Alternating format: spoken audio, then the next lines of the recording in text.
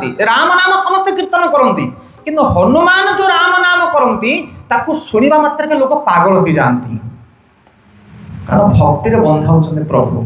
आजिकल देखते अष्टप्रहरी मानक अनेक लोक मैंने हरिनाम कीर्तन करती किए फिल्म स्टाइल लगाऊ किए आल्बम स्टाइल लगाई किए किए कौ स्टाइल नाम गाँव तार ठिकना ना किंतु आप देखिए जो मैंने वैष्णव भक्त से नामटा टिके अलग प्रकार ना फिल्म स्टाइल ना भजन स्टाइल ना आल्बम स्टाइल से गोटे अलग स्टाइल जाऊ हृदय गाइबा लोक तार भावना टी अलग प्रकार।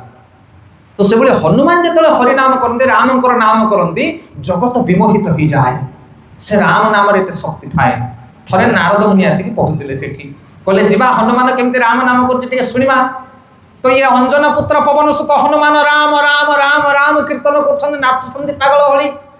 तो ये जाकि नारद मुनि पहुंची गले। नारद मुनि जो देखिले राम नाम वीणा बंद हो गला माने सी गाइबा इच्छा कले ना कहले एत मधुर नाम राम नाम मु कौन गायबी वीणा टाक गोटे पत्थर उपर थोड़ी सी बसिकी शुणिले आ हनुमान राम नाम कर राम नाम हनुमान बंद है नारद मुनि देखला सब वीणा तांकर नाही कहले अरे मो वीणाटा कुआडे गला ये थोड़ी वीणा कुआडे गला किए कह वीणा कुआडे गला। ये जो राम नाम करने फल हनुमान जी से पत्थरटा तरली जाइए वीणाटा ता भितर पशि जाइए।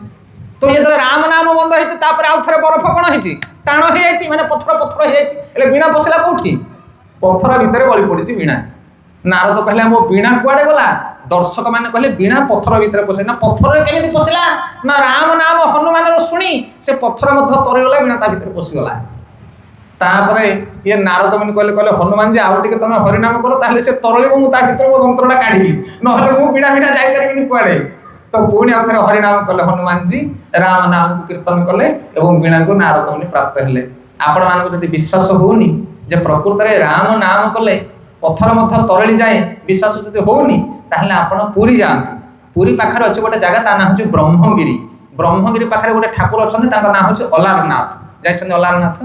हाँ जिते महाप्रभु जगन्नाथ अणसर रहती 15 दिन काल से समय अलारनाथ गोटे यात्रा हुए कारण जी जगन्नाथ सी अलारनाथ के कह अलारनाथ लीला बहुत सुंदर लीला। तो अलारनाथ पाखे चैतन्य महाप्रभु जाते आउ लंबा ही दंडवर्त करते क्या अलारनाथ को सेमती चैतन्य महाप्रभु जिते हरिनाम करी अलारनाथ को प्रणाम कर देह को लगिक कला मुगुनी पत्थरटा तरली जाइए। पशु पक्षी झुरे पाषाण विदारे शुणी जार गुण गाथा से होते रामचंद्र महाप्रभु। बोले रामचंद्र महाप्रभु की जय, बजरंगबली हनुमान की।